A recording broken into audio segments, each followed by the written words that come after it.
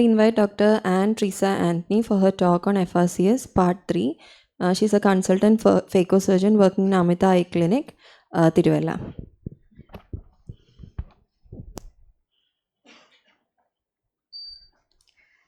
FRCS Glasgow. It's an easy exam to pass if you are prepared well enough. Unfortunately, equally easy exam to fail also. So, with a structured approach and the right mindset, you can easily tackle it. So, over the next few minutes, I'll outline about the study materials, study strategies, and insights into the exam structure that will definitely help you to streamline your preparation and succeed in this milestone. So let's see what are the routes to FRCS Glasgow. You can either go through the FRCS route, that is by clearing part 1 and 2 of FRCS, or if you clear till FICO, or if you clear till FICO clinicals, you can directly go to FRCS part 3. The exam is usually conducted 3 times a year in India, and in February it is conducted in Bangalore, and in September it is conducted in New Delhi, and in November it is conducted in Mumbai. The main stress factor for this exam is the fee structure. The recent fees was about 1,725 pounds, that is about 1,84,000 Indian rupees. So it's always better to give the exam as early as possible, because every year they are making a 10% increase in the exam fees. So how to apply for part 3? Keep checking the website for the date announcement. Visit the Royal College website, navigate to part 3 section, and register your interest for exam once the center is opened. Then you need to, once you get the seat confirmation, you have to upload the attested documents of your FRCS Part 2 pass certificates, internship completion certificate, and the certificates showing the 60 months of clinical experience. And once you upload the documents, they'll send you the link to pay the fee to your login ID. So part 3 basically consists of 2 days of face-to-face examination. First day consisting of structured oral examination, and that is a viva, and the second day is the clinical examination. So, understanding the basis of evaluation is very important before preparation. So, accomplishment of FRCS indicates that a candidate has a sound knowledge in ophthalmology and is experienced and competent at applying that knowledge to the patient suffering from common ophthalmic condition. So, what they are actually assessing is whether this doctor is safe enough to practice in UK with the skills of a general ophthalmologist. So, advantages, it has been already highlighted by Dr. Chaitanya. The main advantage is you are eligible for direct GMC registration at UK without qualifying the PLAB exam. Obviously, it gives you recognition among your patients, among your colleagues. That's the reason why I'm standing here and presenting. And when you apply for when you go for a job interview, it gives you more weightage.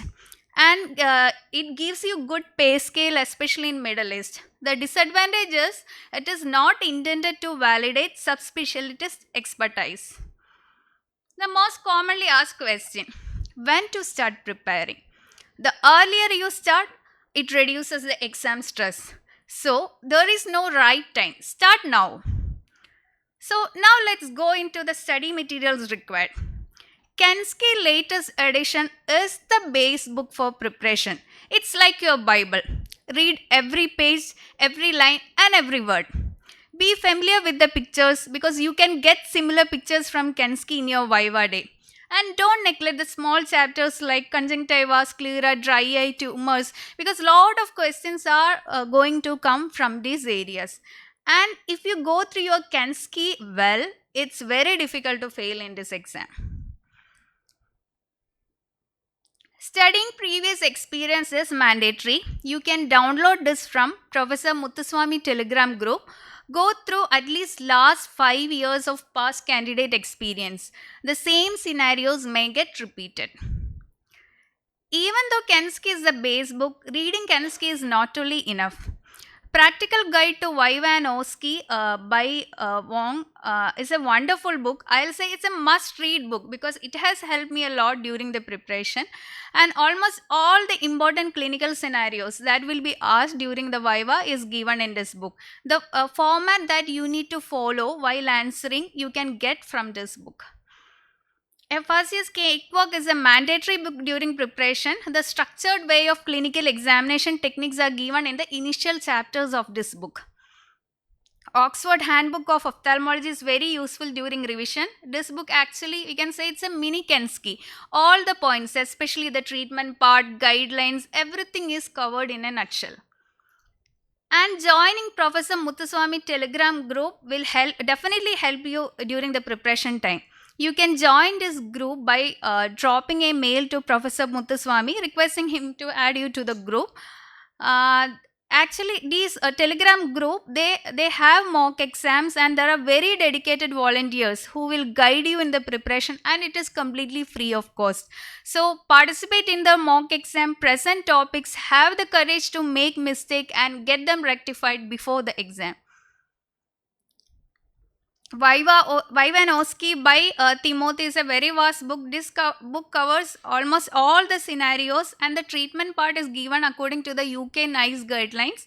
At least the answers of certain scenarios which is not given in the other book, you can get this from this. You can get it from this book. And the ability of the candidate to manage the common emergencies is analyzed in this exam. Focus on emergency medicine on the last month of preparation because as ophthalmologists, we are not dealing with it on a daily basis. And try to get help from a person who is trained in emergency medicine so that he can help you in answering in that ABCD approach. And these are the must-know topics that you should go through. Practice the clinical examination technique daily in your clinics. These are the must-know examination techniques. You will be asked to demonstrate all these examination techniques and you will be judged based on that. You can watch the videos of clinical examination from the Chuba MRCS website. It's very helpful. There are good reference videos of pupil, ocular motility examination, third nerve, sixth nerve examination available in this website. Online courses like I courses is also good for reference video, but the disadvantage is you have to pay a significant amount of money to subscribe it. Next, we will move on to the study strategy. When you are aspiring for something great, have proper plan and work on it step by step. 6 months of targeted preparation is needed. Start with your Kensky and with the previous candidate experience. Be thorough with Kensky 2 to 3 times in this 4 months of time period. Meanwhile, you can practice the clinical scenario with the mock exam. By the time most of you write FRCS Part 3, you will be working as a consultant in some subspecialty. So, in order to brush up the other areas, you need to start seeing the general OPD cases. And try to get a study partner because encouragement from the study partner can keep you motivated in the track. And keep the final week for quick revision. Avoid learning any new material during the last week. The most challenging part, how to balance study, work, life. The chances are high that you will be very busy with your work, so always set boundary. Clearly define when you will work, when you will focus on studies, when you will focus on family. So avoid overcommitting to extra work during the last month of preparation. Plan smart, not hard. Use the clinical practice as the learning tool. Practice, practice, practice. This is the key for success. Because you will be having a lot of knowledge about the subject, but how to comprehend these things and answer in a nutshell, you need a lot of practice. Review the cases that you see in OPD and discuss with your colleagues. Improve your communication skills and learn to answer quickly and clearly. Next, we'll move on to the exam structure. First day is the orals, there is a Viva day. Your slot will be informed to you prior via the email. So, in the Viva day, you have to go to 3 tables. So, each table consisting of 20 minutes. It's like a rapid fire sort of examination. There will be 2 examiners at each station, and one examiner will be asking you question, and the second one will be assessing you and putting marks. And in the neurology and neurophthal and medicine station, one examiner will be a physician. Give more weightage to the neurophthal station because this is the station where most of the candidates fail. And everything is covered here. Unlike in Indian exam, we have the luxury of leaving neuro-ophthalmology, but here you have to pass all the station. And there will be image-based question and printed clinical scenarios. Examiners will be looking at certain keywords. Unless they get that keywords, they won't proceed. And in the Viva, what you need to remember is describe the findings systematically and always try to give maximum differential diagnosis and always say the common differential diagnosis first. And you will get an off day between the Viva and clinicals. So practice with your study partners in a common destination. I had the opportunity to practice with my study partners, and we literally did not leave even a single probable case. So actually the clinical day was really a walkthrough for us. The clinical examination day, you will get the real patients. You have to go to 4 stations. So 12 minutes at each station, and there will be 2 examiners. You will get a minimum of 2 and maximum of 4 patients. The more patients you see, the better. This is an example of a sample case. This is a sample case of posterior segment. Here you will be given, the examiner will ask you to examine the patient with 90D or indirect, and you have to say the positive finding first and then arrive at the diagnosis. Then you will be asked questions like what else will you ask in history to know whether you are aware about the associated syndromes of RP.